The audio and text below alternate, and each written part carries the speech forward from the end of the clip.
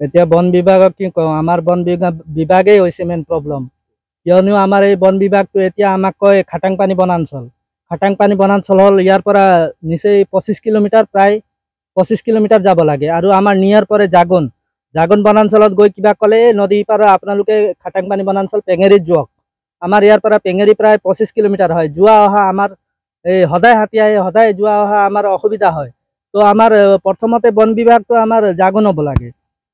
তো জাগন হলে আমাৰ কিবা প্ৰব্লেম হলে আমি গৈ পিনে নিচে কাষতে আমি ক'ব পাৰোঁ। এতিয়া ক'বও নোৱাৰিছোঁ আমি কমপ্লেইন কৰোঁতে। এতিয়া যিহেতু আমাৰ সংবাদ মাধ্যমৰ দাদাসকল আহিছে, তেওঁলোকৰ জৰিয়তেও যে মই আমাৰ খাটাংপানী বনাঞ্চলক ক'ব বিচাৰোঁ যে আমাৰ এই অঞ্চলতো এবাৰ ভিজিট দিব লাগে। হাতী আহিছে গৈছে, তেওঁলোকে নিচেই গম পাইছে হাতী কোনখিনি। যিহেতু তেওঁলোক বন বিভাগৰ মানুহ, তো হাতী কোনফালে আছে কি আছে তেওঁলোকে এইবোৰ কথা তেওঁলোকে গম পায়। তো আমাৰ এই অঞ্চলত কিয় ভিজিট নকৰে তেওঁলোকে? কোনো দিনাই আমি যেতিয়া ইয়াত কিবা মানুহ অঘটন হয় তেতিয়া আহে, এই জাগনৰ এজন আহে, তাৰ পৰা 4-5জন আহে, এই মানুহ উঠাই পষ্টমৰ্টেম কৰে, খতম। তাৰপিছত তাৰ কাহানী একো নাই। নে কিবা ক্ষতিপূৰণ, এই অলপমান দিন আগতে ইয়াত মানুহ এগৰাকী মাৰি ছিন্ন ভিন্ন কৰিলে, তাত আহি পিনে তেওঁলোকে কিবা এটা একো ক্ষতিপূৰণৰ নামত দিয়া নাই।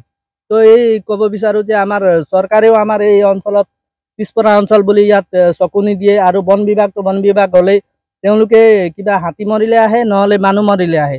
তাৰপিছত এই ক্ষতিপূৰণ কি, আমাৰ এই খেতি নষ্ট হৈছে কি হৈছে তাৰ বিষয়ে একো